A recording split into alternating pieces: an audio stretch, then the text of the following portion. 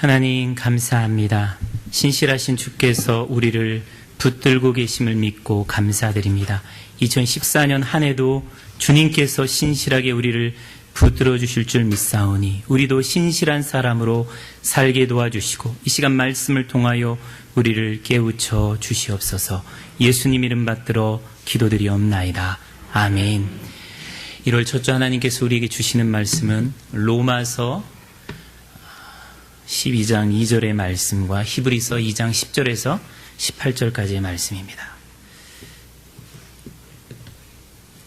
로마서 12장 2절의 말씀입니다. 하나님 말씀 경청하시기 바랍니다.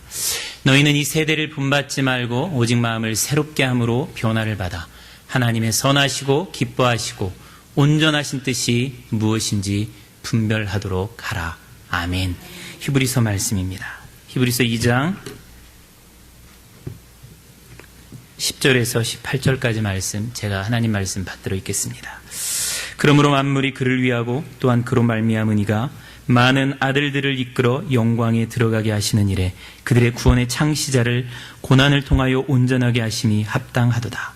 거룩하게 하시는 이와 거룩하게 함을 입은 자들이 다 한 근원에서 난지라. 그러므로 형제라 부르시기를 부끄러워하지 아니하시고 이르시되 내가 주의 이름을 내 형제들에게 선포하고 내가 주를 교회 중에서 찬송하리라 하셨으며 또다시 내가 그를 의지하리라 하시고 또다시 볼지어다 나와 및 하나님께서 내게 주신 자녀라 하셨으니 자녀들은 혈과 육에 속하였음에 그도 또한 같은 모양으로 혈과 육을 함께 지니심은 죽음을 통하여 죽음의 세력을 잡은 자 곧 마귀를 멸하시며 또 죽기를 무수함으로 한평생 매여 종로로 타는 모든 자들을 놓아주려 하심이니 이는 확실히 천사들을 붙들어 주려 하심이 아니오 오직 아브라함의 자손을 붙들어 주려 하심이라. 그러므로 그가 범세 형제들과 같이 되심이 마땅하도다. 이는 하나님의 일에 자비하고 신실한 대제사장이 되어 백성의 죄를 속량하려 하심이라. 그가 시험을 받아 고난을 당하셨은즉 시험 받는 자들을 능히 도우실 수 있느니라. 아멘. 하나님의 말씀입니다. 우리 로마서 12장 2절 말씀을 한 목소리로 함께 받들어 읽겠습니다. 로마서 12장 2절의 말씀입니다. 우리 같이 받들어 읽겠습니다. 너희는 이 세대를 본받지 말고 오직 마음을 새롭게 함으로 변화를 받아 하나님의 선하시고 기뻐하시고 온전하신 뜻이 무엇인지 분별하도록 하라. 아멘. 오늘은 로마서 12장 2절의 말씀, 히브리서 2장 10절에서 18절 말씀을 통해서 성령 충만함으로 두 번째 시간 함께 하나님의 은혜 나누기를 원합니다. 우리 말씀 듣기 전에 다시 한번 옆에 있는 분들과 새 인사 나누시겠습니까? 예, 새해 복 많이 받으시고 건강하시고 평안하시기 바랍니다. 예, 반갑습니다. 예, 우리 하나님 주시는 은혜와 평강이 2014년 가운데 여러분과 여러분의 가정 가운데 넘치시기를 주의 이름으로 축원드립니다. 우리가 2014년 시작하면서 다들 2014년에 하나의 어떤 소원들을 가지셨을 거예요. 그리고 2014년에는 무엇을 할까? 이런 어떤 계획들을 세우셨을 것입니다. 목회자인 저도 마찬가지입니다. 연말 연초에 기도하면서 2014년에는 어떤 일을 해야 할까? 그런 계획들을 세웁니다. 각 가정에도 회사도 사업계획서 같은 그런 계획서를 세우죠. 그래서 어떤 일을 해야만 좀 잘 살 수 있을까? 어떤 일을 해야만 하나님께서 기뻐하실까? 그런 계획들을 세웁니다. 근데 제가 그런 2014년의 사업, 일들에 대해서 생각하면서 계획을 세우는데 하나님께서 갑자기 제 마음 가운데 물어보시는 것을 느낄 수가 있었습니다. 얘야, 일보다 더 중요한 일은 혹시 없겠니? 일보다 중요한 일은 혹시 없겠니? 그렇게 물어보시는 거예요. 하나님 앞에 제가 다시 질문을 드렸습니다. 하나님, 일보다 중요한 것들이 뭐가 있을까요? 딱 그 질문을 드리는 순간에 제 마음 가운데 성령께서 주시는 음성은 나, 하나님 자신, 하나님과의 관계, 이것이 훨씬 더 일보다 중요하다라는 음성을 들려주시는 겁니다. 여러분, 그렇지 않습니까? 우리가 신앙생활 왜 합니까? 일하기 위해서 신앙생활 하는 거 아니잖아요. 교회 와서 일하고 세상에 나가서 뭐 일하는 거, 이게 신앙생활의 본질적인 목적이 아니잖아요. 신앙은 하나님과의 관계에서 하나님 예배하고 하나님을 기쁘시게 하고 또 하나님이 주시는 평안과 기쁨, 하나님 나라를 맛보며 살아가는 거, 이것이 어떻게 보면 신앙생활의 본질 아닙니까? 그런데 새해를 계획하면서 많은 사람들이 일은 생각하면서 정작 중요한 신앙, 하나님과의 관계, 하나님 자신은 별로 생각하지 않습니다. 그래서 일만 하다가 오히려 하나님을 아프게 하고 관계를 깨트리는 그런 일들을 많이 하는 것을 보게 돼요. 그런 일들이 종종 있어요. 저희 집에서도 보면 제 와이프가 뭐 혼자 밥하고 설거지하고 청소하고 빨래하고 이런 것들을 하는 것을 보면서 좀 안타까운 마음이 있어서 도와줄 때가 있습니다. 그래서 저도 설거지도 좀 하고 청소도 하고 뭐 빨래도 하고 밖에 나가서 일도 해요. 그러다가 짜증이 나죠. 내가 뭔 일을 하고 있나. 피곤할 때 내가 왜 이 일을 하고 있지? 이러면서 짜증이 나요. 그래서 짜증을 내요. 화를 냅니다. 그러면 와이프가 하는 말이 뭐예요? 아마 다 공통적일 겁니다. 짜증낼 바에야 차라리 일하지 마. 그죠? 여러분 남자들 그런 말 한 번씩 다 들어봤을 거고 여자분들은 그 말 한 번씩 해보셨을 거예요.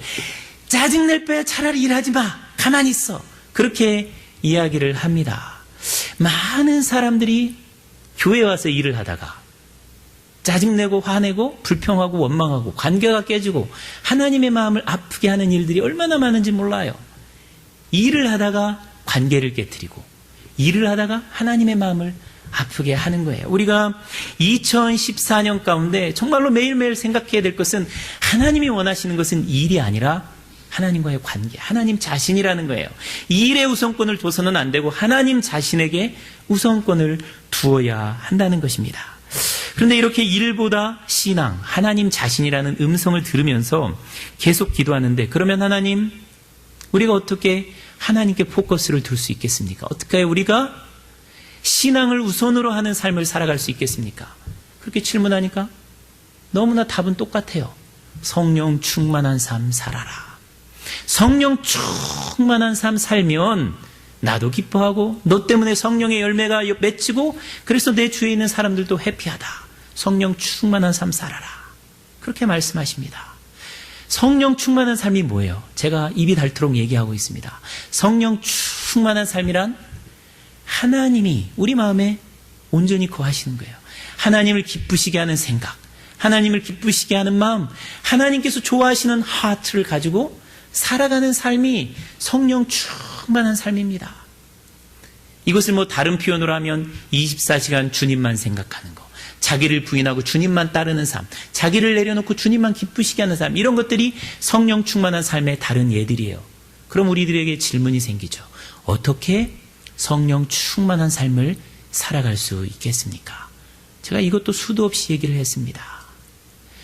성령께서 충만하게 역사하시는 통로는 우리의 마음과 우리의 생각입니다. 그렇기 때문에 우리의 마음과 우리 생각에 성령의 생각, 하나님의 생각, 하나님의 마음을 가득 채우면 돼요. 우리의 마음을 하나님께서 주장하시면 됩니다. 그래서 로마서 12장 2절에 이렇게 말씀하시는 거예요. 너희는 이 세대를 본받지 말고 오직 마음을 새롭게 함으로 변화를 받아 하나님의 선하시고 기뻐하시고 온전하신 뜻, 생각, 마음이 무엇인지 분별하도록 하라.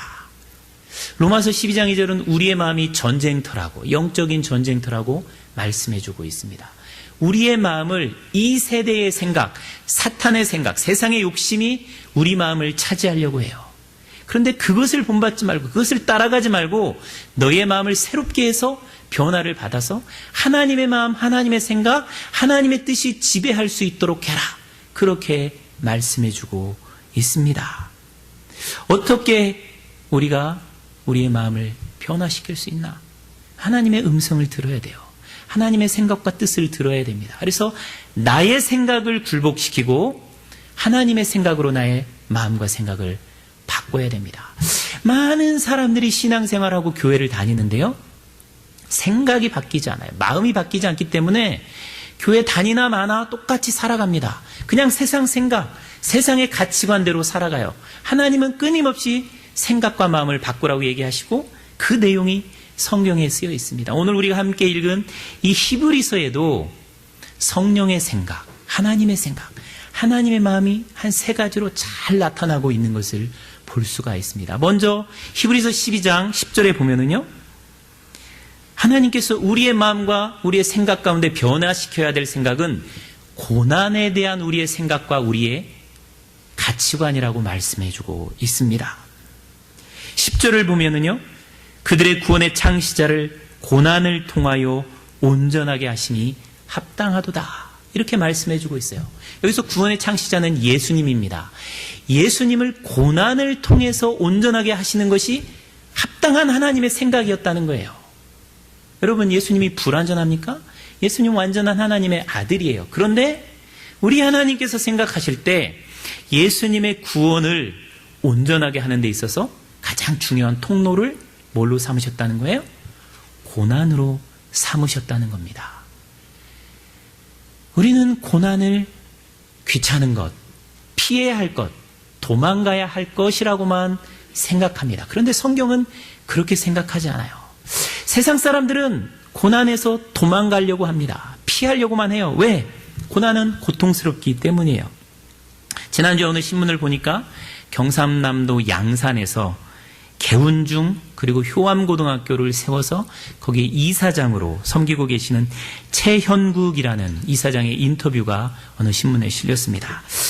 이분은 서울대 철학과를 나와서 아마 뭐 이순재 씨나 김영삼 대통령 이런 분들이 서울대 철학과 다닐 때 아마 다니신 분 같아요. 서울대 철학과를 나와서 자기 아버지가 운영하고 계시던 강원도 삼척 도계에 있는 흥국탄광을 운영을 했습니다. 거의 한 아버지와 자기 합쳐서 한 20년 정도 흥국탄광 들어보셨는지 모르겠어요. 거기가 고향이신 분. 근데 그 흥국탄광을 운영을 하다가 이분이 1973년에 탄광을 처분했습니다. 여러분, 73년이면 어떤 해이냐면 한국에 이 오일 셔크가 몰아쳐서 석탄 산업이 엄청나게 활발하게 일어나던 시기였습니다. 그러니까 석탄이 노다지였어요. 돈을 벌어다 주는 그런 완전한 통로였습니다. 그런데 이분이 그것을 팔아버렸어요. 왜 팔았나? 1972년에 유신 선포가 있었습니다. 나락골이 이 모양인데 내가 석탄 산업을 해서 돈 벌어서 나만 잘 먹고 잘 살면 못하겠는가? 나도 뭔가 사회를 위해서 의미 있는 일을 해야 되겠다라고 생각하고 그 석탄 산업, 탄광을 처분을 했습니다. 탄광을 처분을 해서 그 돈으로 무슨 일을 했나? 광부들에게 장학금을 줬어요. 공부하도록. 그 자녀들에게 장학금을 주었습니다. 그리고 병원을 차려서 무료 진료를 그 광부들에게 해 주었습니다.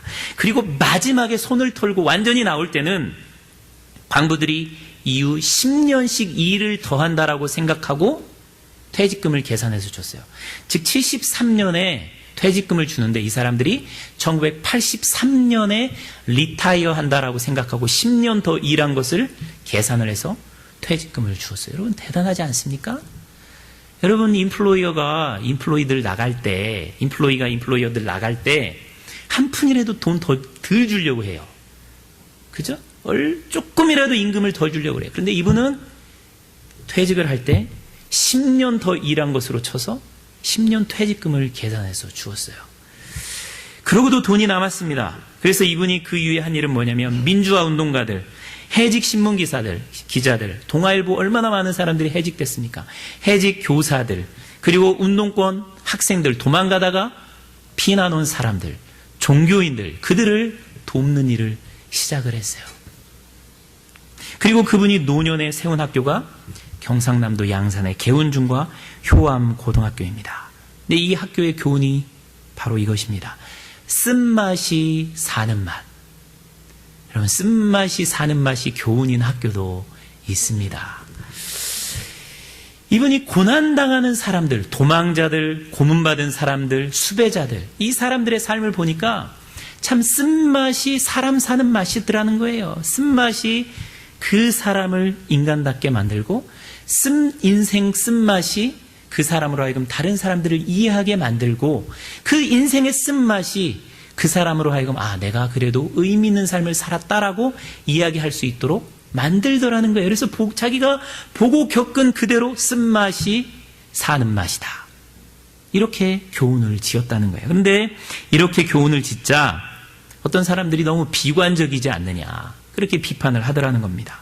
근데 이분은 이렇게 주장해요. 적극적인 긍정론이다. 쓴맛조차도 사는 맛인데 오히려 인생이 쓸 때 거기서 삶이 깊어지고 그게 다 사람 사는 맛 아니겠느냐. 그렇게 긍정론을 펼칩니다. 그렇게 인터뷰를 하자 기자가 질문해요. 선생님, 그럼 평생 선생님이 쓴맛이 사는 맛이다 그렇게 가르치셨는데 선생님 묘비에도 쓴맛이 사는 맛이라고 적어 놓으시겠습니까? 그렇게 질문을 한 거예요. 좀 짓궂은 질문이죠. 그런데 그분이 이렇게 대답을 합니다. 그렇게만 하면 나보고 위선자라고 얘기를 할 테니까 거기다 한 문장 덧붙여야지. 그래도 단맛이 달더라. 그렇게 붙여야 되지 하고 웃더라는 겁니다. 여러분, 아무리 쓴맛이 사는 맛이더라도요, 그리고 쓴맛이 인생을 좋게 만들어도요, 우리는 다 단맛을 좋아합니다. 쓴맛은 싫고 단맛이 좋은 거예요. 그래서 단맛을 쫓아갑니다. 그래서 고난은 무조건 피하려고 봐요. 고난이 쫓아오면 연락에 도망을 갑니다. 이게 인간의 태도고 종교의 태도입니다.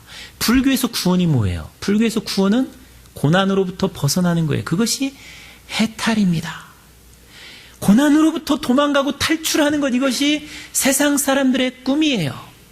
그런데 기독교는 고난에 대해서 다른 시각을 우리에게 가르쳐주고 있습니다. 예수님께서 이 고난 많은 세상 가운데 오셨어요. 고난이 없는 세상에 이미 탈출해 계신 그분께서 이 고난의 세상에 인간의 몸을 입고 오셨습니다. 그리고 인간이 당할 수 있는 가장 큰 고난인 십자가의 고난을 당하셨어요. 도대체 예수님께서 무엇 때문에 그 고난의 몸을 입고 이 세상에 오시고 그 육체의 고난을 그렇게 당하셨을까요? 오늘 히브리서 기자는 그 고난이 온전케 하는 것이다 라고 표현합니다. 여러분, 이것을 다른 말로 표현하면 고난이 치료약이라는 거예요. 고난이 병 걸린 사람들을 수술하는 메스라는 겁니다. 여러분, 육체의 질병과 육체의 병은 약과 육체적인 수술로 치료합니다. 영적인 불완전함, 영적인 질병은 뭘로 치료해요?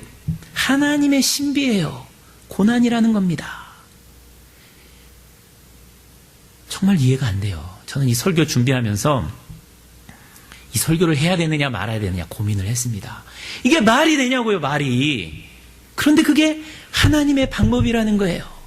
고난 외에는, 이 고난의 방법 외에는 교만하고 추하고 악한 인간을 치료할 수 있는 방법이 없으셨다는 거예요.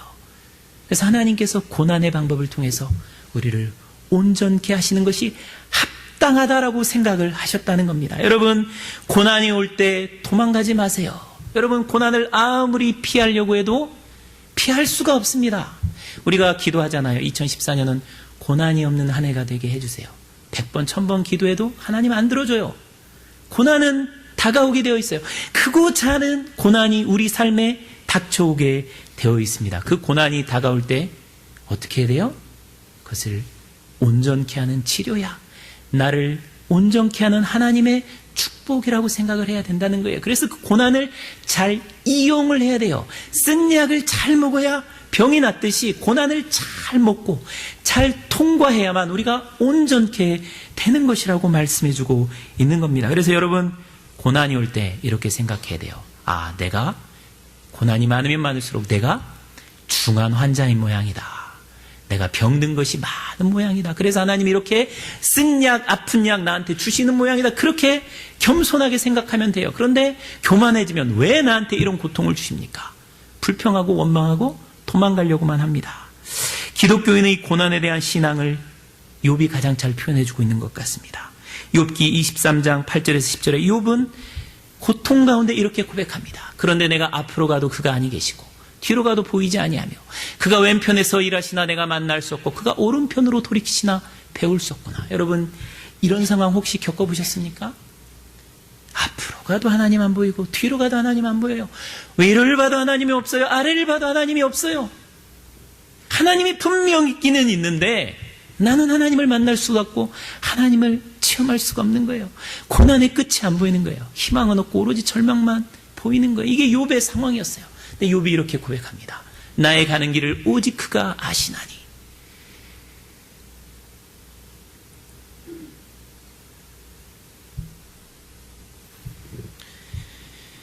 그가 나를 단련하신 후에는 내가 정금같이 나오리라.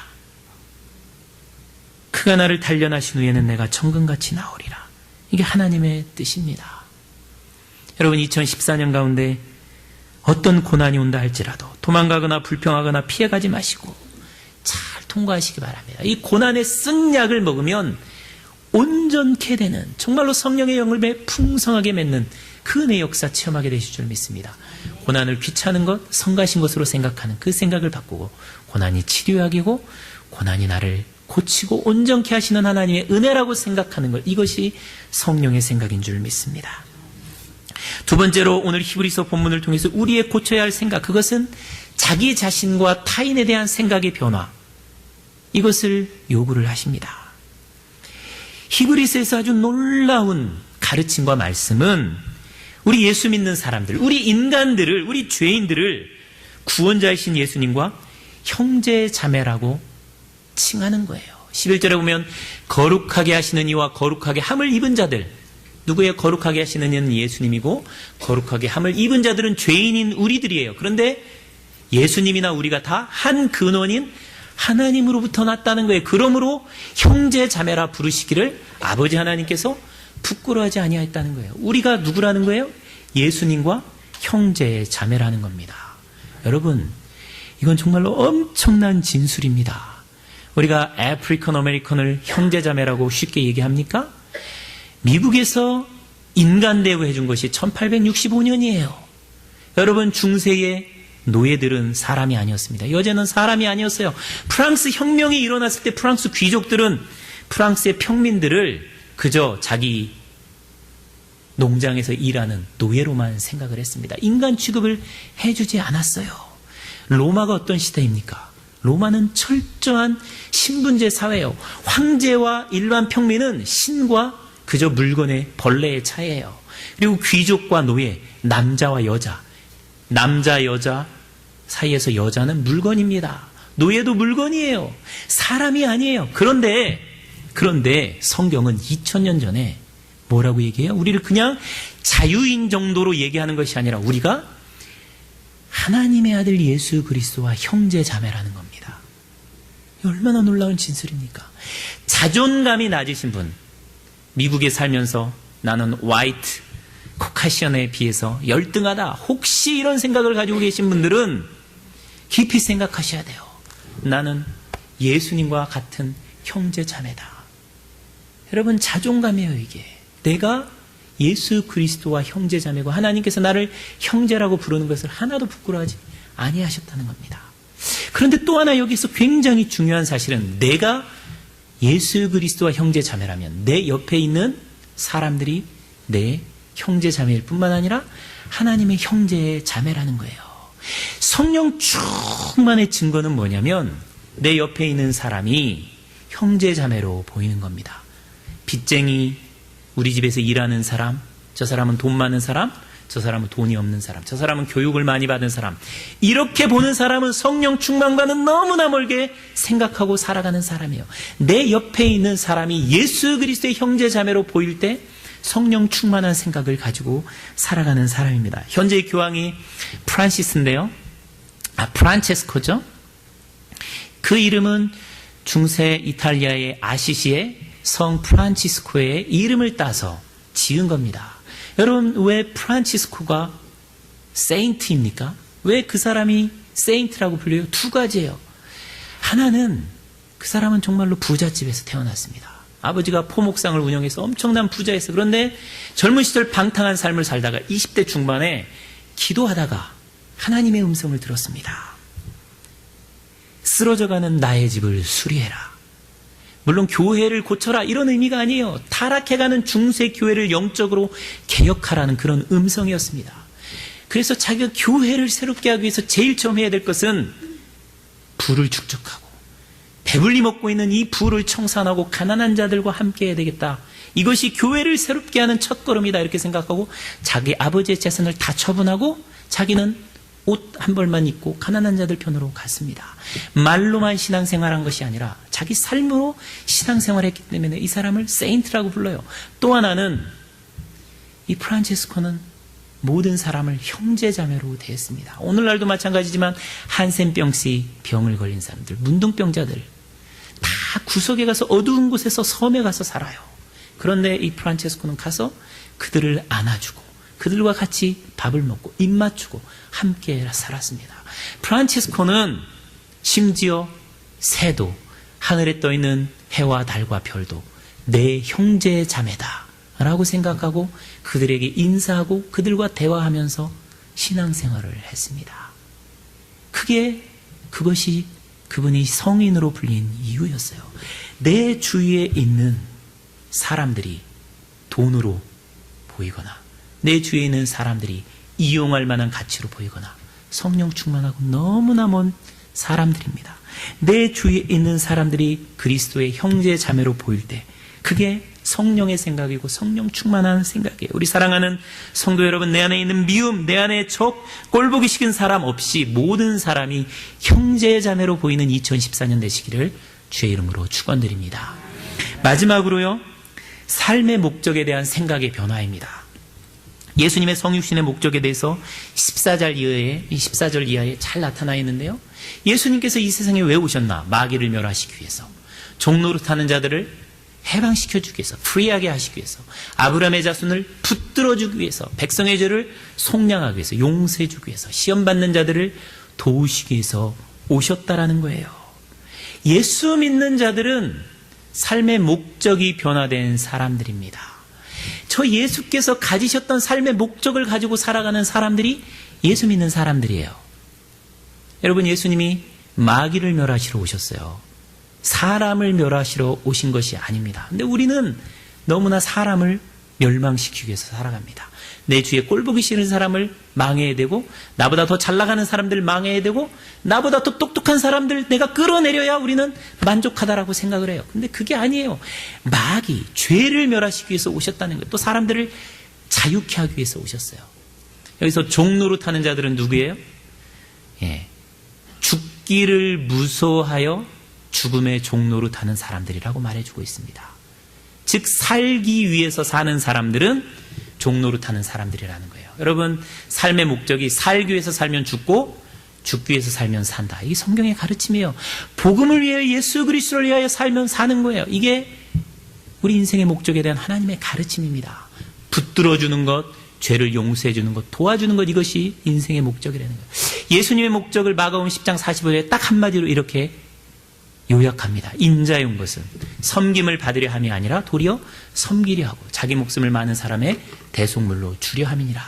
예수님의 인생의 목적은 딱 두 마디입니다. 하나는 섬기고 주는 것. 이것이 인생의 목적이에요. 여러분, 우리의 인생의 목적이 섬김을 받고 다른 사람이 주는 것 받는 것. 이것이 목적이 난 성령 충만한 삶과는 거리가 멉니다. 우리의 인생의 목적이 예수의 목적처럼 섬기고 주는 것으로 바뀔 때 성령 충만한 삶의 첫 단추를 끼는 거예요. 여러분, 인생의 목적이 그렇게 바뀌어도 사실 사는 거하고는 거리가 멉니다. 인생의 목적, 섬기고 주는 것, 이것이 목적이라도 그게 쉽지 않아요. 제가 대학교 4학년 때까지 저의 인생의 목적은 출세하는 거예요. 돈 버는 거였어요. 명예를 얻는 거였어요. 근데 예수님을 만난 다음에 인생의 목적이 바뀌었습니다.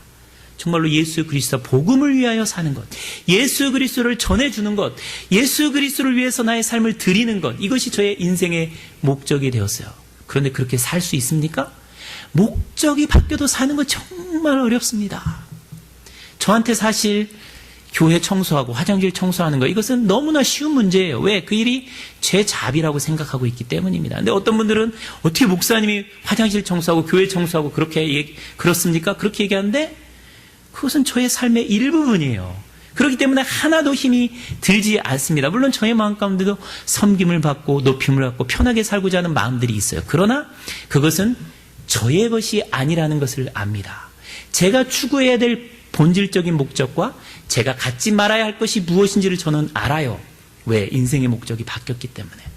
근데 바뀌어도 살기는 어려워요. 여러분, 목적이 바뀌지 않으면 사는 것은 어불성설입니다. 인생의 목적이 예수의 목적으로 바뀔 때, 그렇게 생각할 때 그것이 성령의 생각이고 성령 충만의 첫걸음인 줄 믿습니다. 우리 사랑하는 성도 여러분, 성령님이 역사하는 통로는 우리의 마음, 우리의 생각입니다. 오늘 하나님께서 우리에게 세 가지 하나님의 생각, 성령의 생각을 말씀해 줍니다. 고난, 우리는 고난 무조건 피해야 될 거라고 얘기하는데요, 생각하는데요. 탈출해야 될 거라고 생각하는데요. 그게 아니라는 거예요. 고난이 치료약이고 나를 온전케 하시는 영적인 하나님의 방법이라고 말씀해 주고 있습니다. 또 내 주위에 있는 사람들, 겉으로만 판단하는데 형제 자매로 보라고 말씀해 주고 있습니다. 내가 하나님과 같은 근원을 가진 사람이라는 거예요. 세 번째로 우리 인생의 목적에 대해서 하나님이 원하시는 목적으로 인생의 목적을 바꾸라고 말씀해 줍니다. 내가 섬김받고 내가 높임받고 내가 얻으려고 하는 삶이 아니라 주고 섬기는 삶, 이것이 목적이 될 때 성령 충만한 삶 살아갈 수 있다라고 말씀해 줍니다. 이 말씀 기억하고 2014년 안에 성령 충만한 삶 사시고 성령의 열매 맺는, 그리하여 다른 이들을 복되게 하는 아름다운 삶 살아가시기를 주의 이름으로 축원드립니다. 아멘. 이 시간 같이 한번 기도하기를 원합니다. 하나님 아버지, 성령 충만한 삶에 이르는 방법은 우리의 생각, 우리의 마음, 우리의 하트를 바꾸는 것임을 깨닫습니다. 오늘 하나님 아버지, 고난에 대한 생각을 바꾸라 말씀하시는 것을 깨닫습니다.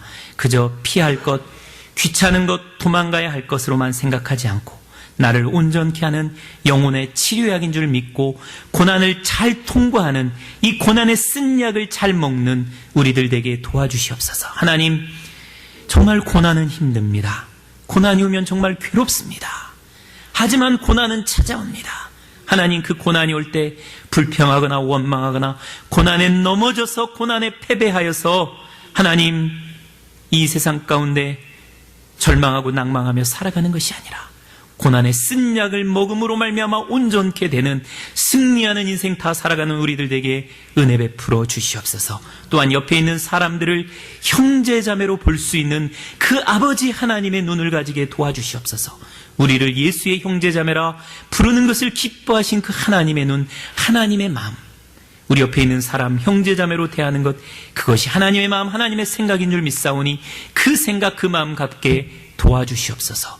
또한 인생의 목적, 그저 살기 위하여 죽음을 두려워하고 먹고 사는 문제에 종노릇하는 인생이 아니라 주님을 위하여 나의 목숨을 드리며 평생 섬기며 정말로 대속물로 주기를 원하셨던 그 주님의 삶을 나의 삶의 목적으로 삼고 이 세상 가운데 빛된 주의 자녀의 삶을 다 살아가는 우리 사랑하는 뜻사랑의 성도들에게 복 내려 주시옵소서. 예수님의 이름 받들어 기도드리옵나이다.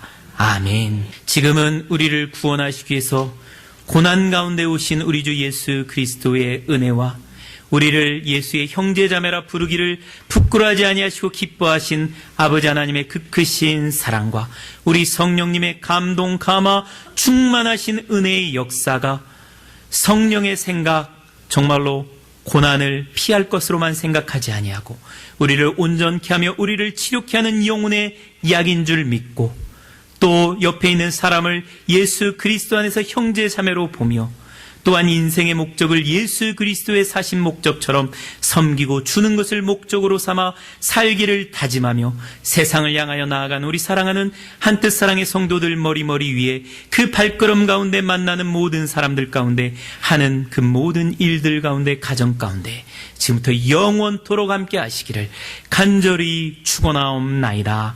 아멘.